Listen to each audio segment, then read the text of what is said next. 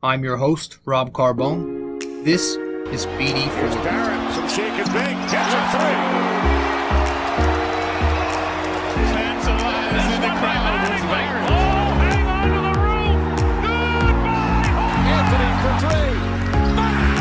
That one goes down. Gotta put four fingers up when Torres comes to the plate. The wall. See ya. See ya. Out here, the pistol comes under. Got it. Yankees win.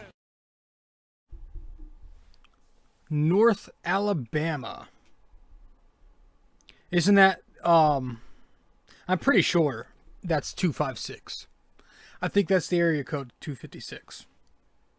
That's what episode we're on tonight. It is Friday night as I speak, June 11th. As you are listening to this, it's most likely the morning of June 12th on a Saturday, so happy weekend, happy Saturday.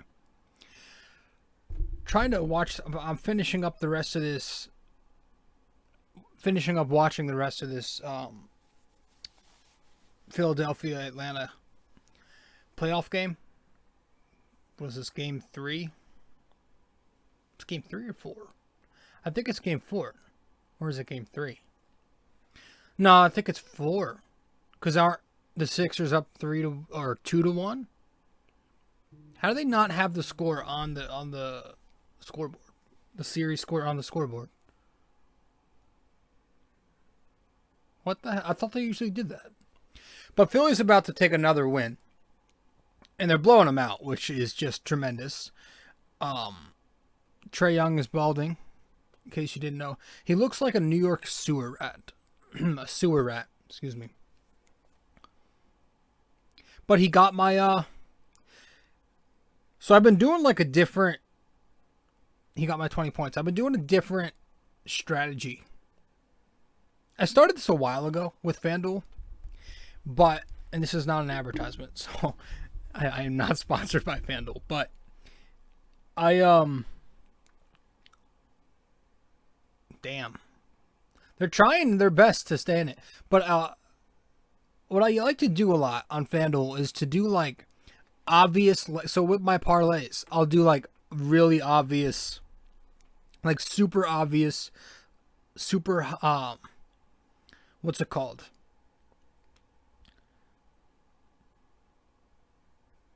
Super high odds legs.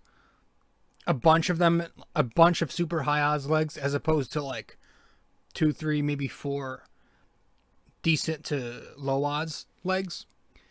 But I'll do like a bunch of locks. And then maybe like, I'll have like 8 locks, 8 things that I know is going to happen, and then one thing that has a decent chance. So the payout ends up being very good. And I started doing that like months ago, and I was doing really good. And for some reason I shied away from it and just went back to normal parlays. And I didn't do as good, but now I'm starting to do it again, and I'm about to hit it tonight. I have the over on 204.5 for this Sixers game, along with Philly plus 14.5. Just like things that you know are going to be locks. Embiid, 19.5, hit the over there. Trae Young, same thing. Capella, 7.5 rebound over. A bunch of them. And the one thing that's really holding me back, and I'm going to be really pissed if he doesn't get it, because there's 50 seconds left and I'm not sure he has it yet. I have the over for 3.5 rebounds on Ben Simmons. And if that's the one that's going to hold me back, I'm going to be really frustrated. Because last time I checked, he had 3. And that was not even that long ago. So, I'm hoping... Oh, he got it. Okay, he got the 4th. Thank goodness. So that's good. I just want a big, giant 10-leg parlay. They're really good. Like the odds... Because if you do a bunch of them, eventually they're going to give you some decent payout. And then the Suns game, I have a little small one for that. For the Suns, I've got over 216.5. And then I have the over for the Suns, 110.5. And then I got Booker, 25.5 points over.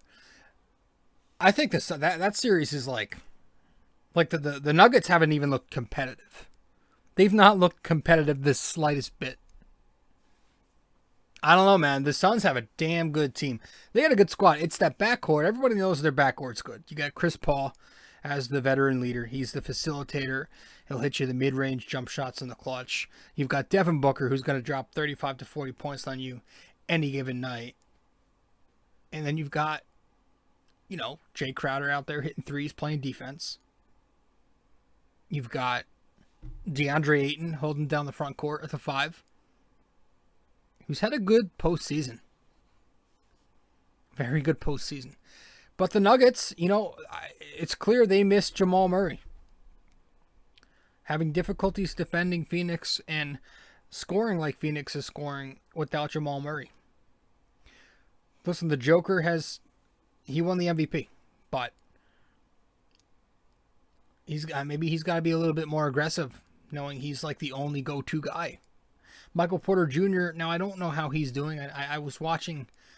The only time I heard Porter's name this postseason was when he erupted in that first quarter last series against Portland. One of the final games of the series. But I don't know if he's helping out at all. Yeah. But it's been a good postseason watch. I've enjoyed the games outside of the Knicks series. Every other series has been fun to watch. Slowly getting over it, guys. We'll be back with the Knicks on the pod soon. We'll do like an end of the postseason, maybe a report card, and then we'll talk about some things in the offseason. Still going to take some more time, but like we're getting there. We're getting there. I'm starting to think like I'm counting down already, like 4 months and 8 days until the opening tip. So. But I need a break in terms of just going deep into the Knicks pros and cons and just talking about them. I do need a break. So we're almost there. But I mean it's hold on one sec.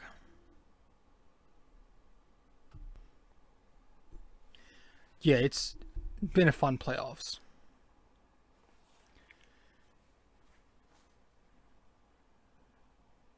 Oh, the Joker just accepted his MVP award. It's gotta feel. I always hate how they time that, dude. Like you're down 0-2 on your home court. Now, you're just gonna receive your MVP award 0-2 in the play. I wouldn't be able to like feel good. That's some kind of shit that I wouldn't want to do then. You're down 0-2. And now you're getting your MVP award in the playoffs and you're down 0-2. Oh my god, I would not feel good doing that. Ugh. It's like when they announced Julius got the didn't they do that? Was it when they announced Julius the MIP? Wasn't that like in the middle of when the Knicks were down in this year? I don't know. I feel like it was. But I would never like just shit like that. I can't. If I was a player, I feel like I couldn't. I'd vomit. You're gonna give me that right now? Oh great. Look who it is. God, got Ruco.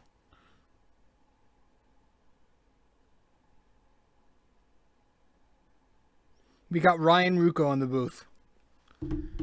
I just had to sit through him. Thank God the game is muted. I just had to sit through him and Cone talk in the yes booth. Now I gotta listen to this guy again. Horrendous. Oh man. All right. I was on Twitter earlier. People are getting on Anthony Rizzo because he said something that he doesn't feel comfortable getting the shot. Calm the fuck. Like, that's what I hate about this. Let people be, dude. Let people do what they want. Oh my god. Like, there's these, like, Twitter warriors. Those activists, Oh, gosh. Let the dude do what he wants. Hashtag this, that. Oh my god, I hate people so much. Sometimes I just can't do it with people, man. I just need a break from humans. All right, we'll get into this thing. Episode 256 of the podcast. I'm your host, RJ Carbone. You're listening to BD4. Maybe you're watching the podcast. But yeah, this is BD4, where there's no better way to get your Yankees and Knicks analysis. I'm your host, RJ Carbone. If you haven't yet subscribed to the podcast and you just stumbled upon it, be sure to subscribe to us. Apple Podcasts, Spotify, Google, SoundCloud, many other listening platforms, or you can watch the podcast on YouTube, BD4. Subscribe to us, download the podcast, share the podcast, give us a 5-star rating if you like us on Apple Podcasts. Comment. Leave us a comment, a review on any of these platforms. Share it on social media. I'd appreciate it. It really helps a lot with the pod. All right. So, yeah, I'm just trying to avoid talking Yankees because that shit still hurts. I mean, it doesn't really hurt though. It just annoys me. Like, I've kind of lost feeling a while ago, but it still bothers me because they won 2. The series felt like it was scripted to be a sweep with the way everything went in the first 2 games, and then that happened, and now people are starting. Of course, I was saying how I didn't want that to happen, and now you're hearing Yankees fans go, "Well, hey, we took 2 out of 3." No, you took 2 out of 2, and then you lost the 3rd one. That's how you should look at it. Because if we keep settling, we're going to keep playing like we are. Why do you think we're still, 33-30? Because we keep settling. We need a sweep. We need a dominant stretch, even. Like, we need a stretch where we dominate. Unfortunately, that's tough to do. I get it. But unfortunately, that's the position that the Yankees put themselves in. Is being in need of a hot stretch. And we can't keep doing this shit where we disrupt the streak with a loss. And a back-breaking loss, too.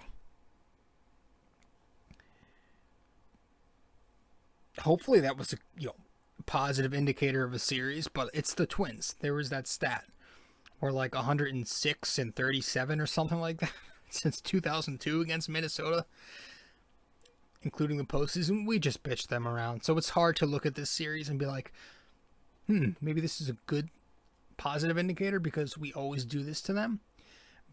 But there were some bright spots offensively, which we'll touch on later. But I just don't like the whole thing. Oh, we took 2 out of 3. Got to be happy with it. No. We're at a point where we need to start sweeping teams. We need to start bitching teams. We are the Yankees. We got to be the evil empire to start winning. 33-30, that's not it. You keep settling, you're going to be like this. We'll be right back. We will be right back.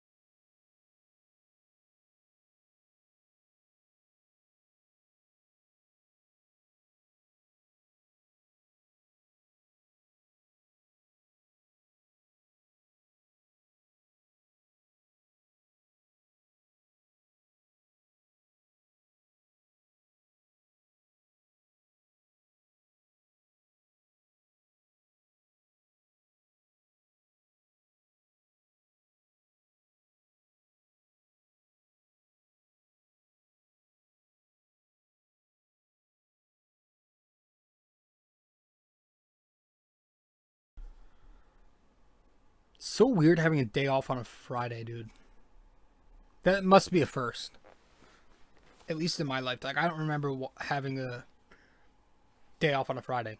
Being a Yankees fan and not seeing that. Because Friday is like the day. I love watching the Yankees Friday night, 7 o'clock. Get home from work. The weekend's here. You get the Yankees on. Nothing. Oh, gosh. At least tomorrow, it's a perfect setup because tomorrow they're on at 4. You know, they went to, took today to travel to Pennsylvania. So they're taking on the Phillies.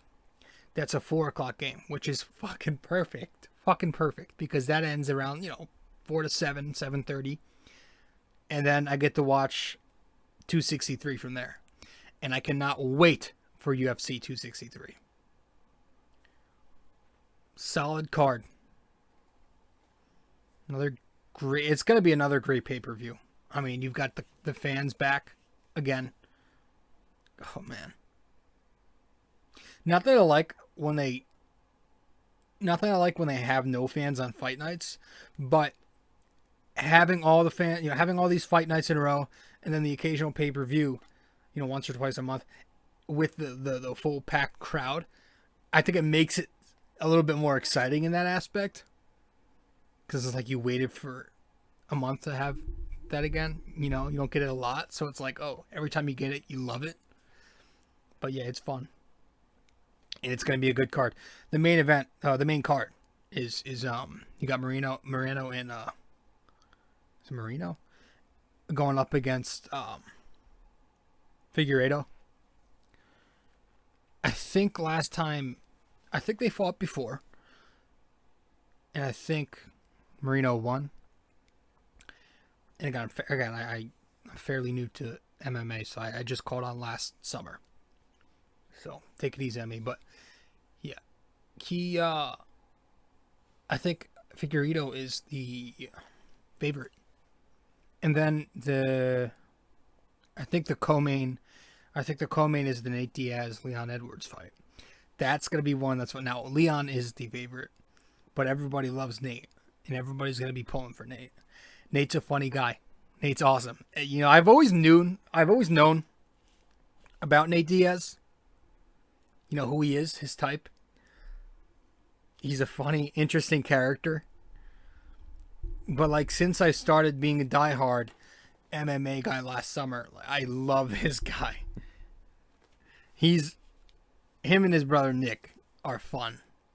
But Nate's hilarious. Yeah. His interviews are off the charts. Epic. Speaking of, the press conference was lit. Because then you have the main event. Izzy Adesanya and Marvin Vettori. I love both of these fighters. I love Izzy. Been a big Izzy fan. But I really like Vettori. I really like him. What does he call himself? The Italian Dream, I think. Big fan of him, though. He's gotta go for the Italian, man. Gotta go for my heritage people. I'm rooting for him, but he's obviously another underdog. But that press conference yesterday, you could see he got really pissed. Izzy is perfect at that, man. Israel Adesanya he's one of very few guys can perfect that craft of getting into your mind and making you blow. And he did that just right to Vettori. He blew up on him.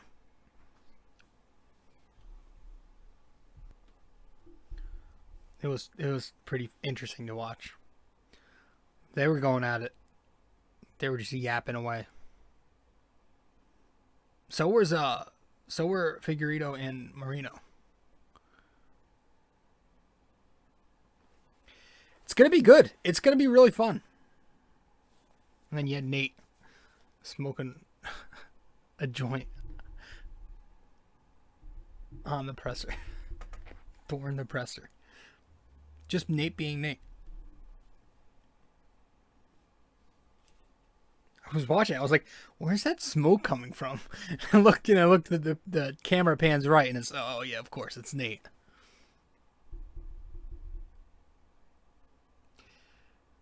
$14-6. I tell you, the Suns are winning. Denver just looks like shit.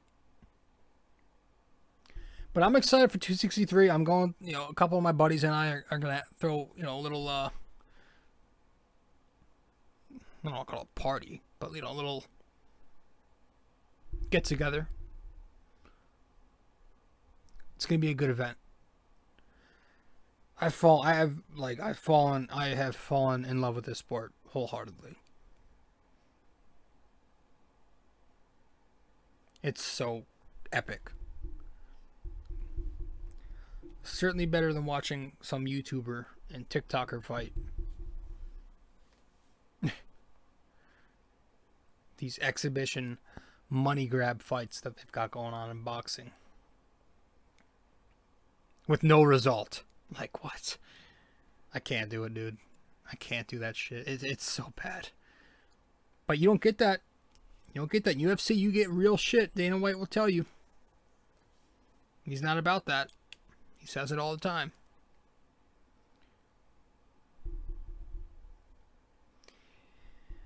All right.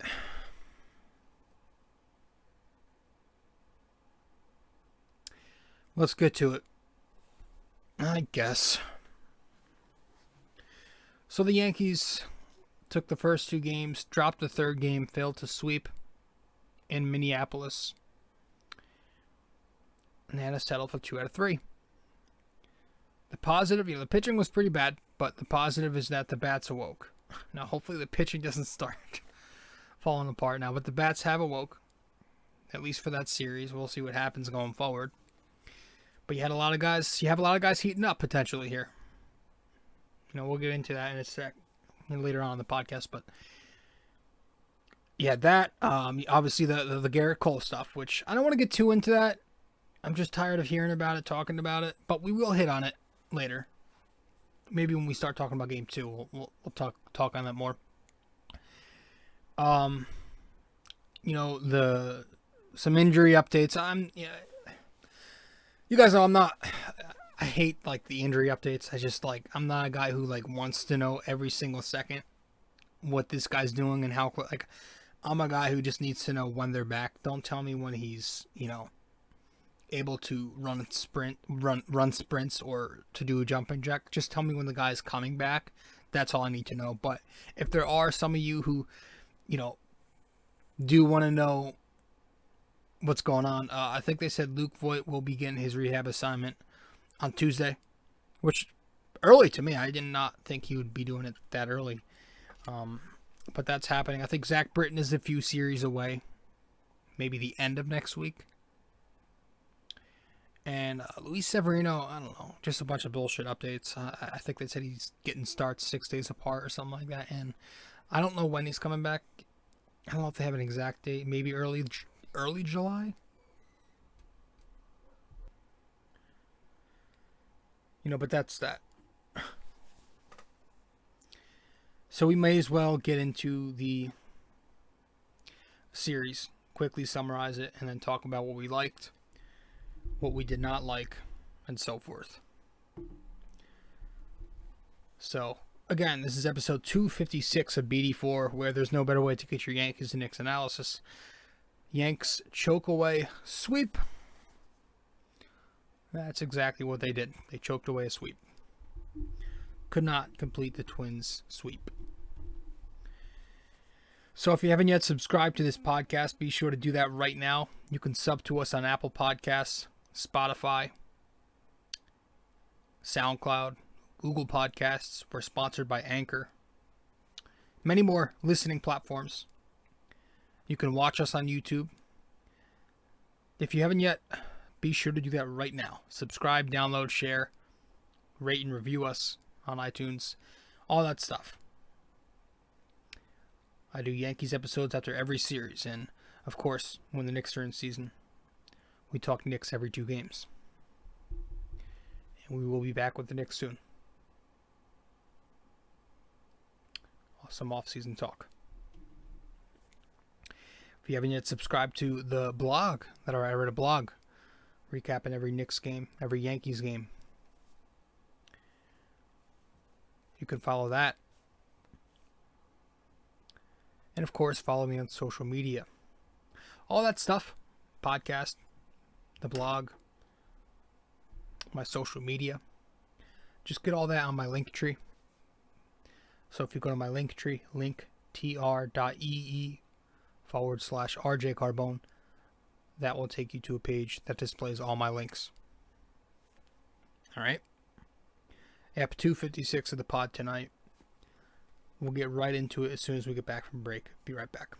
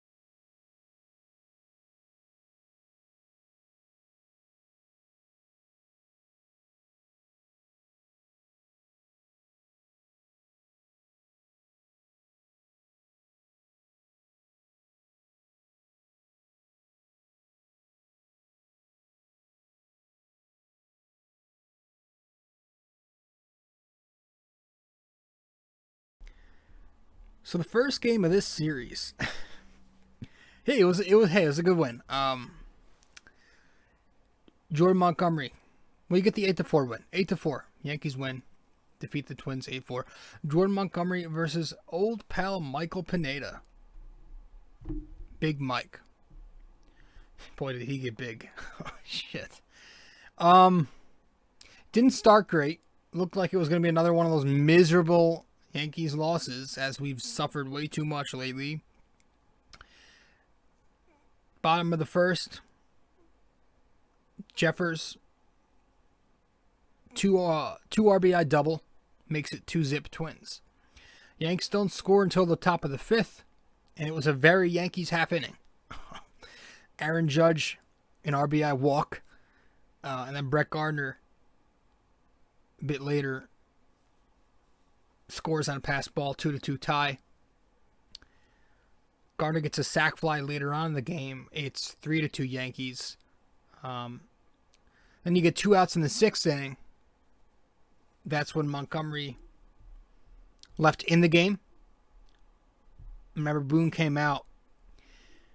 It looked like Montgomery thought he was going to take him out. So Montgomery, you could see the body language. He was unhappy. But then Boone, not here to take you out, not here to take you out. Looked like that was what he was saying when they showed the replay. Something like that. You could tell he was gesturing to him that he was not out there to take him out. Let him stay in the game. And I liked it, first off. But he let him stay in the game, and he surrendered a double to Rob Refsnyder. And that double tied the game. 3-3. Later on the 8th inning, the Yankees play some small ball. Sack bunt, a few ground ball fielder's choice. Eventually makes it 5-3 Yankees. Then later on for some insurance runs, Miguel Andujar, Gary Sanchez, they go yard. Yankees relieve it with Lasagna, Green, and Peralta. Go in the final 3 1/3. Just 1 earned run, 1K. And yeah, I had no issue, so it was a good win. I had no issue with Aaron Boone at the time leaving Montgomery in. I think it's good. Let him try and get through it for once, because he never lets him get through it. Montgomery's one of those guys who Boone doesn't let go deep into it. He doesn't let him throw a lot of pitches. He always does that to him. He'll let him start an inning, but he'll pull him the first time he sees trouble. He'll pull him. But for a change, I like that he gave him, I think it might give Montgomery some confidence, if anything. That he, his manager had faith in him. So I did not mind it. It just didn't turn out good. But it sucks that he couldn't get out of it and get his 6 innings. Just missed a quality start. But overall, it was another fine, decent outing. And you're going to get a lot of fine, decent outings with Jordan Montgomery. That's who he is. You got 5 2/3, 3 earned runs, 6 strikeouts. Changeup was his best out pitch, I would like to say. I didn't look at the analytics, but just by recalling off the top of my head, I think the changeup was his best pitch. And the curveball got some outs. but he was good. The bats, he had 14 hits, 2 walks, only struck out 5 times, 1 double play, 2 for 15 with runners in scoring position, 11 left on base, which looks really, really bad. It is really bad, but there were a lot of hard hit balls that were unrewarded, so do keep that in mind. And the Yankees it was good to see them hit the ball. It's a step in the right direction. And they scored runs in the end. I think all but one starter recorded a hit. Aaron Judge, he did walk though, so that brought the first run in for the Yankees. So that was the first game of the set. The Yankees took the victory 8-4. Yeah. Game 2. Yankees take this one 9-6. Gerrit Cole versus Randy Dobnak, the Uber Lyft driver, who the Twins just picked up, and now he's pitching for them. He's got a nice contract. He's winning. Certainly didn't win this one, though. Oof. Judge homers off him in the first inning, 1-0. Stanton homers twice off of him. He gives up 4 homers. You had Stanton twice, Judge once, Miggy homered. Miggy later hit a sac fly in the game off of their bullpen. Speaking of bullpens, Brooks Kriske, who I don't know why is even on the roster, makes it way too close in the 9th. It was 9-2 entering the 9th. He comes in, he gives up 4 runs, and 9-6 is the final score. I actually missed that part. I had to step out for a brief minute. I missed the final inning and a half. But thankfully it didn't end the way it ended in game 3 on Thursday night. But yeah, it gave the Yankees their first win. If there's one thing you could take from that Kriske outing, it was that it gave the Yankees their first win when allowing 5 runs or more. So thank you, Brooks Kriske, for busting that 0 for, what were we, 0-11, 0-12 or something like that during that, in those scenarios. So thank you to Brooks. Bit of a different dynamic, but it worked. The numbers don't lie. But obviously this was the game that was all about the Gerrit Cole, Josh Donaldson storyline. You had the spider tack, the whole thing with spider tack. Which, listen, the league is allowing it. It's technically not allowed to use this substance, but nobody's getting in trouble for it, and they came out. Trevor Bauer's doing it. Everybody's doing it. If you have to imagine if Cole is doing it, if Bauer, if the top pitchers in the game are doing it, at least, and this may even be a low number, at least 50% of baseball is doing it. But it was, if they're gonna make it illegal officially and start doing shit on it, because it's always, I think it's in the rule book, it's illegal, but baseball doesn't really care. But if they're gonna start caring, and if they're gonna start handing down suspensions like they say, then you can't use it anymore. And I hope that Cole knows that. But it was a rough interview. If anybody listened to it, when they asked Gerrit what he it was Ken something, asked him, the reporter who asked him, do you use spider tack? And I think he just threw it out there just as some throwaway question. Didn't expect to hit gold. But man, did he. When Cole started pausing for 7 seconds and going and stuttering, Ken was probably oh shit, I have something here. And so it was rough because Cole, he was stumped. And I don't know how the Yankee PR team, I don't know, Jason Zillow and the rest of those guys, I don't know how they didn't prep him. How did they not know this question was coming? You're being interviewed the day of playing the Twins, who player on their team just called you out for using spider tack. How does Yankee PR not prep him with some bullshit non-answer answer? But Cole, I mean, he may as well have just said, yeah, I use it. Like, that's how bad it was. I mean, he paused for about 7 seconds, then stuttered for about the next 7, and then he finally gave an answer saying, I don't know how to answer that, blah, blah, blah. The older generation passed it down. Dude, it was suck. It was bad. It made me cringe. But the best thing to do is to answer those questions on the field, and Cole went out there and he, washed it away. For the meantime, I guess, he diminished the noise, and he went out there and he pitched very good.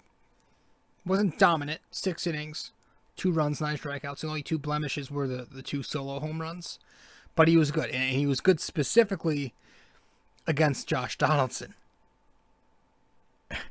He struck him out twice. But it was more just the swagger that Gerrit Cole brought to him. First of all, he was throwing the hardest statistically he had in a start ever, which is hilarious as fuck. But you could see, though he was 0 for 3 on him, Donaldson was. The first 2 were strikeouts, and he had no chance. Like, throwing 100 on the gun, getting him to whiff on these curveballs. He struck his ass out twice. Just the long stare downs. And then to make it better, the tip of the cap at the end. That second tip of the cap was so much more standout. Like, he was, like, it was passive aggressive, but he was doing it. Oh, I loved it. And then to add on to that, you had Donaldson cursing himself out as he walked back to the dugout. Just super pissed at himself. And Cole knew he won. Spectacular. And the best part about it to me, I don't think people are talking about enough, was that Josh Donaldson, the very minute Cole left the game, then he got a hit. He got a hit as soon as Cole left the game, which I loved that. I loved it. Because it felt like, to me, that means that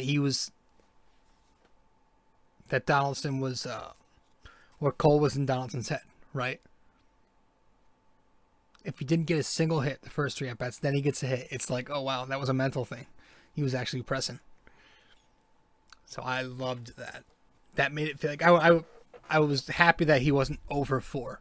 Because, you could have just said, oh, it just wasn't his night. But the fact that he got a hit when he left, I was like, oh, yes.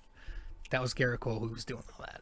And he was doing it for that reason that he called him out. So, good game. 6 innings, 2 runs, 9 strikeouts. Now, the RPMs, if you're a spin right guy, they were still down. They weren't down as drastically, but they were down on certain pitches. It's going to be interesting to see how that whole thing plays out. I really don't know what to expect.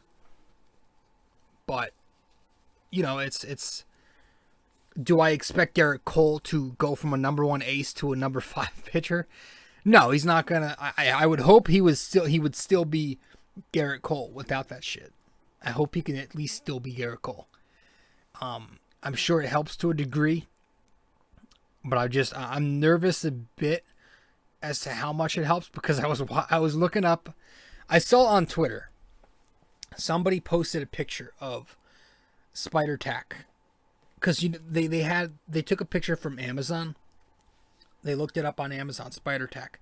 And you know how Amazon has those pictures when they're trying to advertise their product? So one of those pictures was a dude using spider tack to hold up a cinder block with his hand opened, just like this. So that shit works. It's different than just pine tar. Ordinary pine tar to help with the grip, sure. But spider tack is being used to manipulate what the baseball does, to get more spin out of the ball and get more control over it as well. It's significant. So hopefully, whenever it is they do crack down on this, it doesn't affect Gerrit Cole to a point where he becomes Pittsburgh Gerrit Cole. But there's no answer right now. We have to see what happens. it's just interesting to me. So, Cole did that. Dobnak was awful. Dude just looks super just non-competitive. He just didn't look like he was competing out there. Gave up. Goes 4 2/3, 8 earned runs, 4 home runs, 11 hits. One of the worst performances I've seen from a starting pitcher in a while.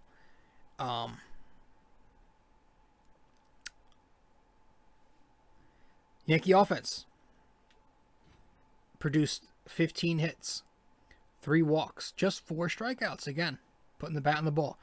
1 for 8 in scoring position, 8 men left on base, 1 double play. All starters except DJ LeMahieu and Gleyber Torres hit, but Gleyber did walk.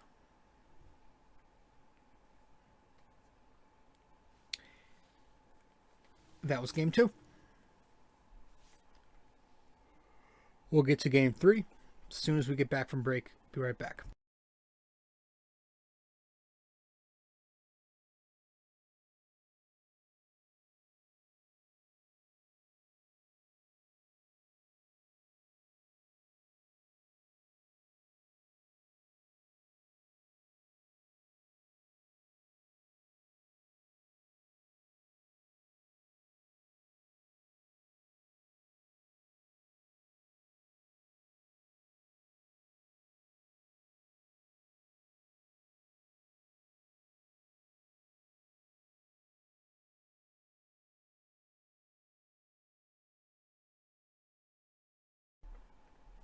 This one sucked because it felt like we were supposed to win this, like I said.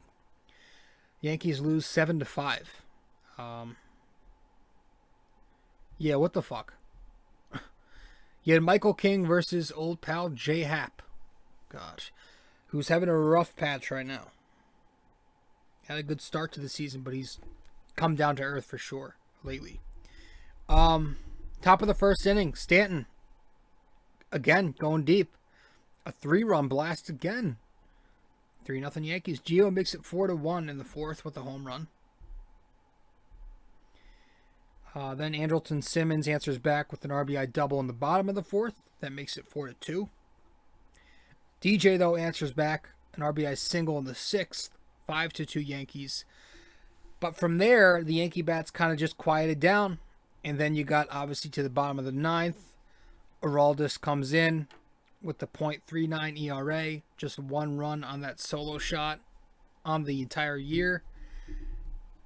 Gives up 2 home runs, so doubles the season total in homers on the year in just 1 inning of work. Technically 0 innings. He didn't pitch a single. He didn't record a single out. But he gives up the home run to Donaldson. Big blow there. But then the biggest blow, the walk-off to Nelson Cruz. That's the game. It sucked. And I saw my buddy posted something on Facebook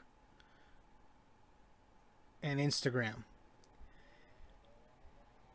No sleeves Chapman. When he wears the turtleneck but has no sleeves, he's 0-2. So it's a shitty... It doesn't look cool at all without the sleeves. But he's not pro. He's 0-2 now. He's 0-2. When he's got the short sleeves on, he's 0-2. So I need Chapman to bring back the long sleeves. And my buddy Greg posted that. And he said, fire Boone for letting him wear the turtleneck without the sleeves. He posted that. And he got a response to it. And some person thought he was being serious.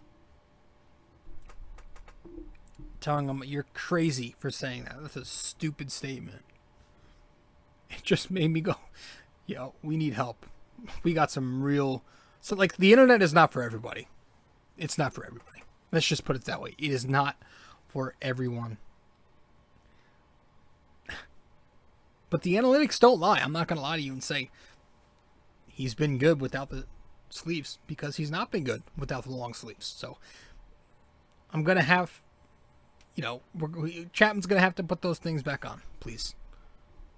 It's like the braids with Julius. Although that was kind of debunked in the playoffs because Jesus Christ. Other than that, you know, it was a good offensive game overall, looking at it all together. 12 more hits, 2 walks, just 5 strikeouts. So 14 strikeouts in these 3 games. That's good. Very good. 1 double play, 2 for 9 in scoring position, 8 left on base. First 7 guys all hit. You had multi-hit efforts from DJ LeMahieu. He had 2 hits. Gleyber Torres had 3 hits to lead the squad. Gio Urshela had 2 hits, a triple, and a home run. And Miggy Andujar had a couple of hits as well. That was the offense. That was the lineup. The lineup was good. Michael King. Yeah, I wish he went a little more, man. I wish he gave him a little bit more, a little bit of an outing.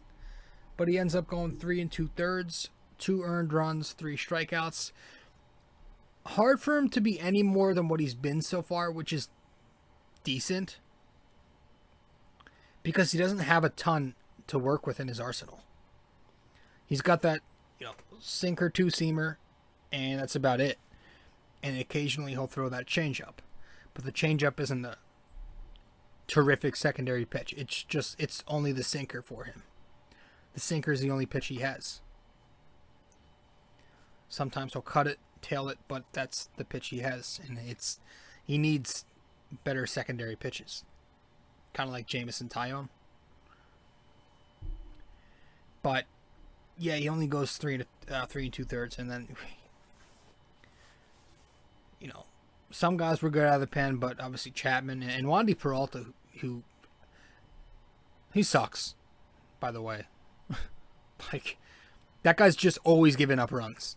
I'm sorry. You can justify it, try and justify it all you want. I don't think that was a good deal.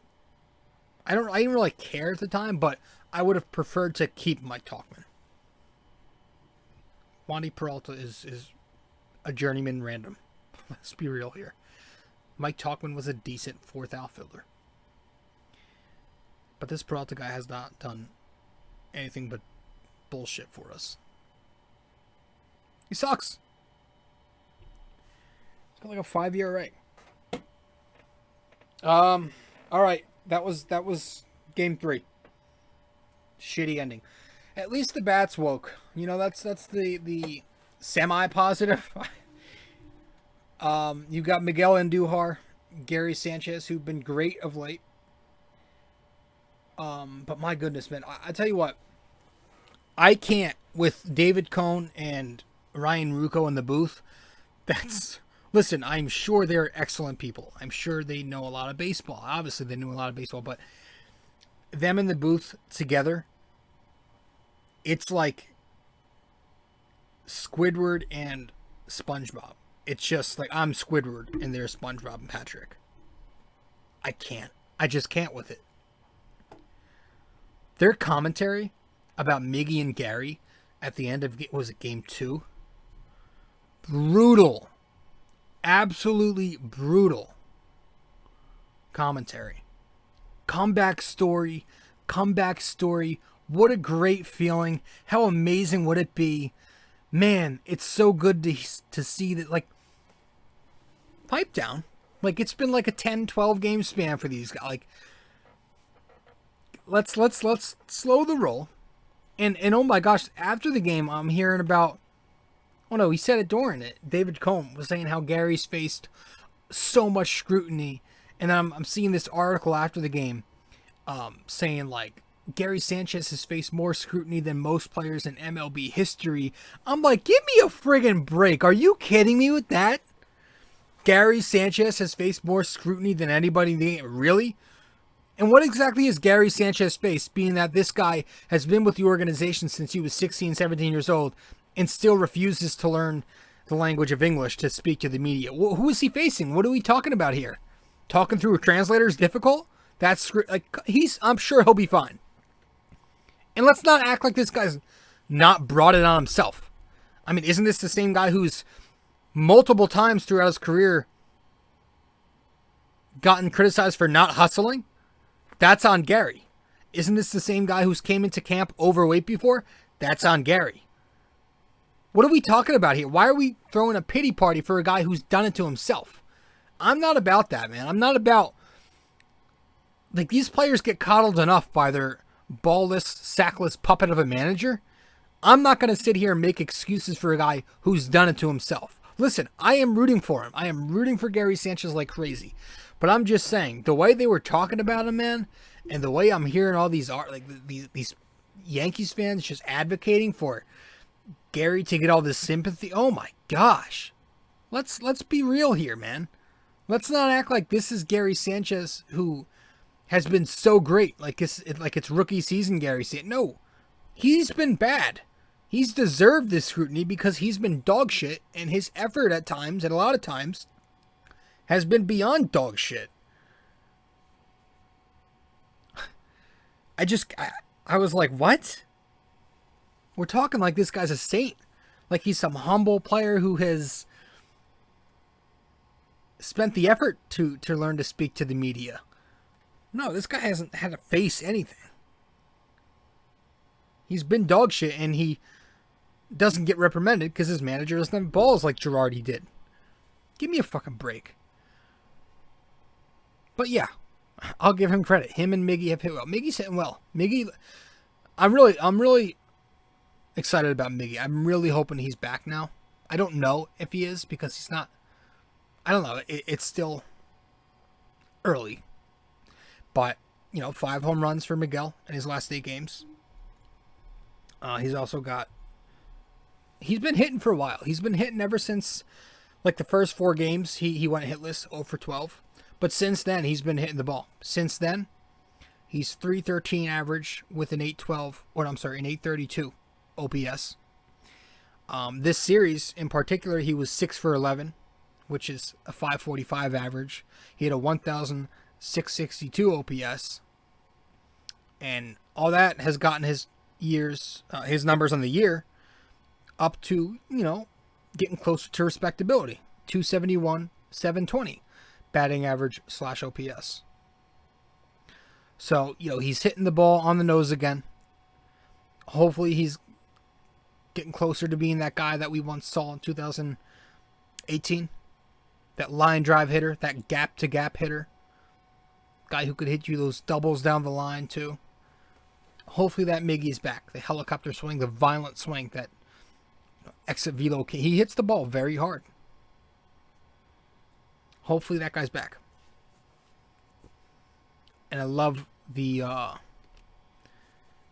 I just love his approach. I know it's not the most efficient analytics. People don't love him because he doesn't walk a ton, but it's like he reminds me so much of one of my favorite Yankees from back in the day, in Alfonso Soriano.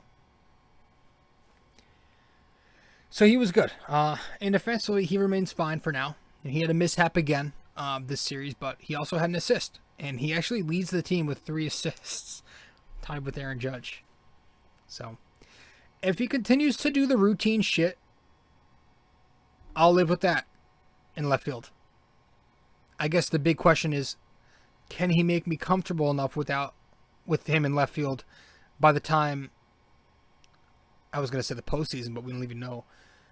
Let's say by the time September comes, because we could be trying to push for the postseason with how we're playing this year. That's the big question, is can he make me comfortable enough between now and September? Does he get better? Hopefully he gets better and better. But Miggy's hitting well. And that's only good. That's only good things. It's good for us as a team. And it's good for him, for us in case we need to use that as trade bait. And there's a guy I'm going to talk about at the end of the show. Gary Sanchez, like I said, I'll give him credit because he has hit lately. His last 12 games in particular, he's hit. He's hitting .342 with a .419 on base, a .579 slugging, and that equates to a .998 OPS in his last dozen games. Him too, he's barreling up the ball again. And what I like about this streak he's on right now is 13 hits in his last 12. Of those 13 hits, 11 of them are not home runs. And I love it. I think that's a really good sign. If you're trying to pick at something here and say maybe he can turn it around to a degree, I think that's a good sign, is that I don't want to say a really good sign. I think that's a little ahead of myself because he's, as streaky as could be. But if you're trying to nitpick and say, oh, maybe he's decent. I do like that 11 of the 13 were not home runs. He's able to barrel the ball, and he doesn't have to hit a home run to get on base. That's what I like to see. And so this streak has gotten his overall numbers up to 218 average, 331 on base, and a 401 slugging. So nothing great, but like to Gary expectations, it's an improvement from recent years. And at this point, he's like one more hot streak away from getting the numbers to he's one hot streak away from getting those numbers to like a point that I would live with.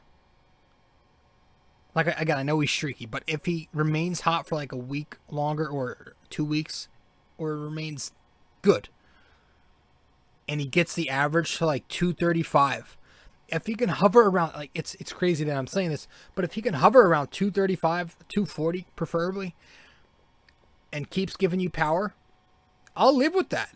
At this point, I know it's a shell of who he used to be, but I will live with that given the Mendoza hitter we've been getting the past 3 seasons. I'll live with 235,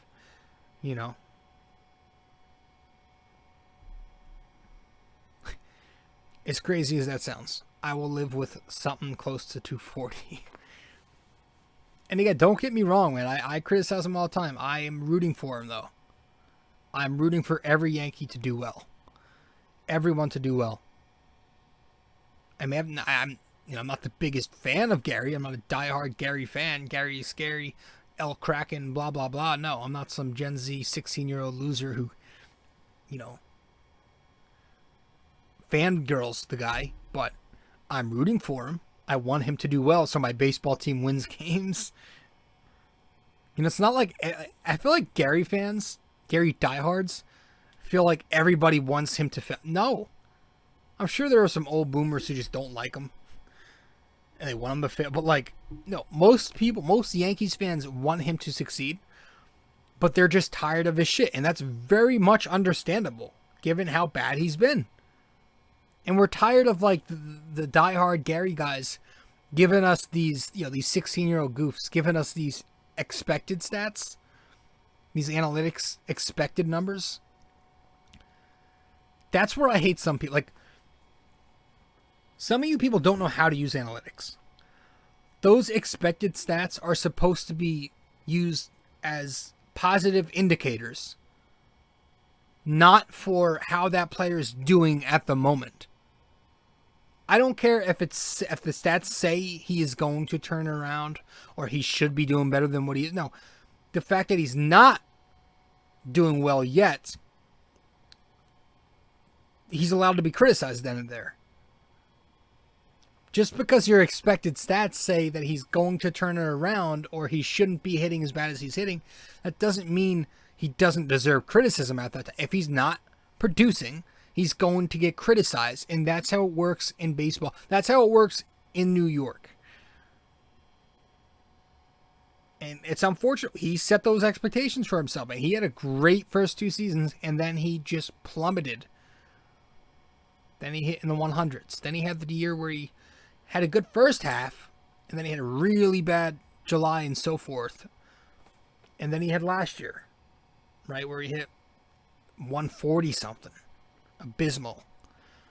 Then he had the bad start this year, but maybe he's starting to turn things around. I don't know. I don't think so, because I know this guy's so we're all so used to him. But if he is going to turn around and he hovers around that mark I said, and is decent, and he hits home runs, I'll take it. But the whole thing with the expected stats, let's pipe it down. I'm not gonna cheer. I'm not gonna he's doing so good because the stats say he will do good. No, if he's not doing good, I'm gonna say he's not doing good. Just it's so incredible to me how much excuses get made for him from some of these these 16-year-old fans. Who else is hot?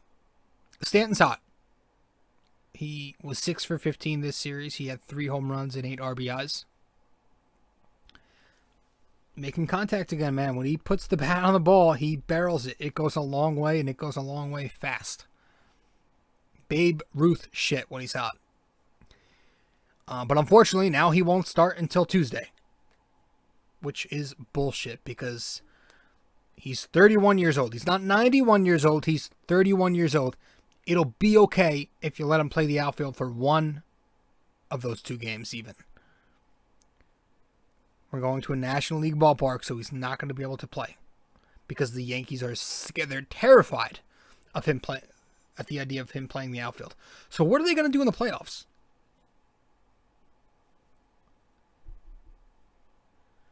So, I mean, he might get like a pinch hit appearance or 2. Hopefully he gets as many at-bats as he can. Because we know how he is after long layoffs. He will go through those pitiful slumps. And he's hot right now. You don't want to sit a hot hitter. I'm really a believer in the hot hand. That's another thing I'm big on.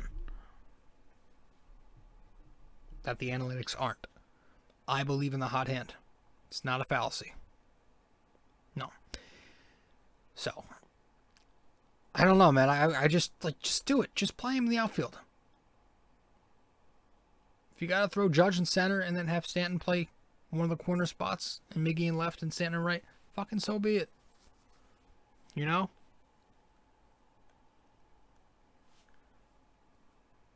He's hot. And you're just going to take that out of the lineup. Gleyber Torres also continues to hit the baseball. Since getting called out for dogging it against the Atlanta Braves earlier in the season, he's been good since then. 39 games. He's hitting .317 average with an .806 OPS. If you want to dwindle it down to his last 8 games, Gleyber is .387 average, .977 OPS. On the year, .271, .724. So, it's just the power with him. It's unfortunate, but the power is gone. It's really sad. Hopefully he can end up salvaging that and he finishes the year. At this point, if he finishes the year with 20-something homers, like 20 to 25, I'll take that. But it's so unfortunate to see that his power has plummeted so far ever since his second season. But at least he's starting to hit the baseball. He looks more like a hitter. The balanced approach is back. He's using all fields. He's going the other way. He's doing Gleyber Torres stuff. He just needs to start hitting more homers and doubling. And the slugging percentage is bad. It's .365 or something like that. Not going to fly. Got to start hitting for power. Having a middle infielder be able to,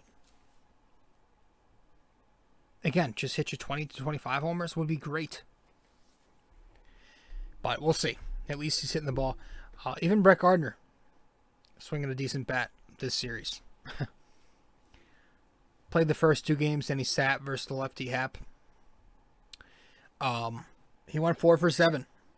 A couple of doubles. He had a sac fly, a sac bunt, 2 ribbies. His average is now up to .211. So between Gardner, Gary, and Miguel Andujar, that's 3 less guys under the Mendoza for a change. So we're finally getting above that mark. The next stop is 250 for all these guys. So that would be nice.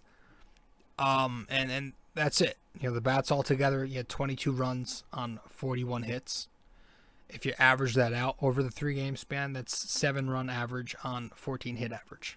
So the lineup turned it around. Hopefully that's something that carries into the Phillies series and, you know, every series after that. But we will see. Again, we always bitch the Twins, so I'm not taking that with anything else than a grain of salt. So we'll be right back. I want to talk on one more subject matter when we return. Because it's somebody I wanted to discuss for a while, but I never got to it. Just I kept forgetting. So we'll touch on this player. And then, yeah, we'll do that when we get back, and then we'll wrap it up with the QOD. BRB.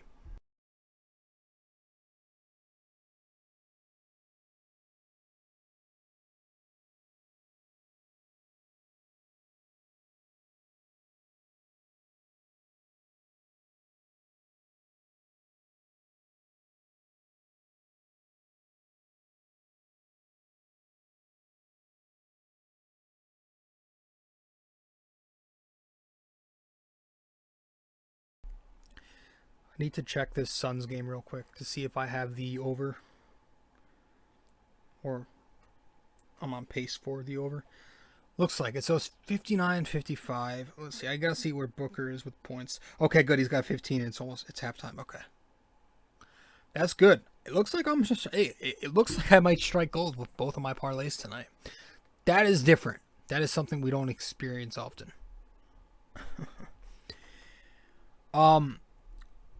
So with the Yankees struggling as much as they are defensively and offensively, a lot of people are talking about this one guy, this one kid. The Arizona Diamondbacks have him. This is, one second here. Yeah, this is the guy from Arizona. And you look at the Diamondbacks, they are in last place at 20-43 in a division that's pretty tough. Some damn good National League teams in the Dodgers, the Padres, and the Giants, who are in first place. So you're thinking, the Diamondbacks, Gerrit Cole probably figuring they're far away from contention. So why would you keep this kid who's 27 years old? And why wouldn't you become sellers and, think it's best to get something back for him while you can? It's the perfect time to do that. This is Ketel Marte. And I think Ketel Marte, I love this idea of getting him. I don't expect it. I don't expect the Yankees to be buyers. Because we all know Brian Cashman likes his little small, nifty, dumb little signings. He doesn't like to strike big in the middle of the season, at least. He's not that guy. Plus, the market's been kind of quiet. But this is a guy who I feel like should be a realistic option. Like, they should not look at him. 27-year-old kid, so he's at his peak. His best years are to come right now. He's versatile. He's athletic, he plays center field, and he plays both the middle infield positions. That's what we need. We need a utility guy who plays every day. He's an upgrade over all three positions for the Yankees there. And he allows some certain guys to go back to their natural positions, right? Gio Urshela can play shortstop, but you want him at third base mostly. Tyler Wade can play a bunch of positions. He's that utility guy, but his bat is too light. He's not a guy you want getting at bats. Brett Gardner, he's not producing enough in center. Frazier, not producing enough. It puts pressure on those guys too. Like, we can get real creative. If we get a Ketel Marte, it gives us a lot more flexibility with a defense. And offensively, he's good too. He's a switch hitter. So, get rid of that right-handed heavy lineup. Or help get some more balance in there. You have a switch hitter, high contact rate, puts the ball in play, and he's got some pop. That year where he placed top 4 in MVP, he had over 30 home runs. And you look at the financials here, he's under team control. His contract is 5 years, $24 million, with 2 team options. So he is perfect for this market. Perfect for this market. Hitting 365, 977 on the year.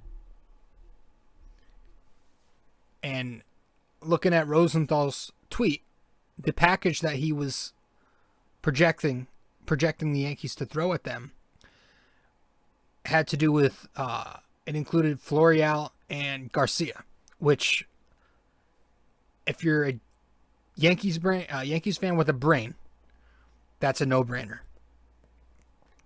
That was kind of a ironic statement, or not hypocritical. What do you fucking call it? Just a pretty shallow statement. It's a no-brainer. Whatever. You do it. You're trying to win now. You trade Florial and Garcia. Yes. And I was reading an article about this kid. It works out. It was saying even if the Yanks decide to stay under the lugs tax, it wouldn't rule out Marte. That his luxury hit is just, I think it's $4.8 million, it said, this season. So it would be half of that by July. And if he's set to make $8 million next year with club options, the following 2 seasons at $10 million and then $12 million, that's damn good, man. That's like something you don't look away from. 2023 option comes with a $1 million buyout, and 2024 comes with a $1.5 million buyout. This is all from the article I was reading. I think it was Bronx Pinstripes, their blog. Said the 2024 option vests with 1,100 plate appearances across 2022, 2023, and 550 in 2023. Plus not finishing the year on the DL. So just some, incentives. $2 million for winning the MVP. In addition, if he does that, he'll get $1 million for placing 2nd to 5th place in the voting, and then he'll get $500,000 for placing 6th to 10th. Those are some incentives he has on the contract. So this is a guy who's affordable. He's a guy who's a damn good player, and I would certainly welcome a Ketel Marte to my Yankees, man. Just something to keep an eye on. If they're really if they continue to struggle offensively, and this Twins series was nothing more than just running into the perfect remedy and a team you bitch around, and the lineup goes back to being abysmal, you've got to look at this. You've got to look at this kid. Get off your ass and do something for a change in the middle of the season. Like, actually try to improve this team and don't worry about the lugs tax. It would work. It would be nice. I would take Ketel Marte. So, just something I wanted to mention real quick. And that's it. That's all we've got for the podcast. Hope you guys enjoyed this episode of BD4. We're going to head to break one last time. When we get back, we'll get to the question of the day, and we'll wrap it up from there. Be right back.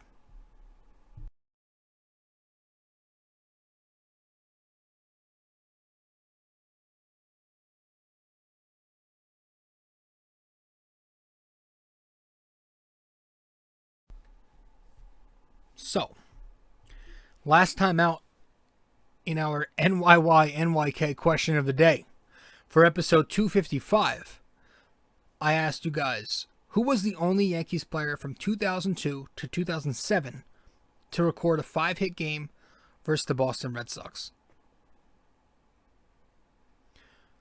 The answer to that question, Derek Jeter. Derek Jeter was the answer to that question. This episode, 256, our NYK question of the day. Which Yankee pitched the only perfect game in World Series history? All right, so one last time. Which Yankee pitched the only perfect game in World Series history? So let me know the answer to that episode. Whether that be in my DMs on Instagram, Facebook, and Twitter, or in the comments section once I publish this podcast and, promote it on my social media. So, guys, thank you so much for tuning in. I'm your host, RJ Carbone. This is episode 256 of the podcast, and that's all I've got. I'm your host, RJ Carbone, once again. Just said that. Hope everybody enjoyed, and I'll see you in the next episode. All right. Ciao. This podcast is brought to you by Anchor. The best way to make a podcast is to go to anchor.fm or download the Anchor app.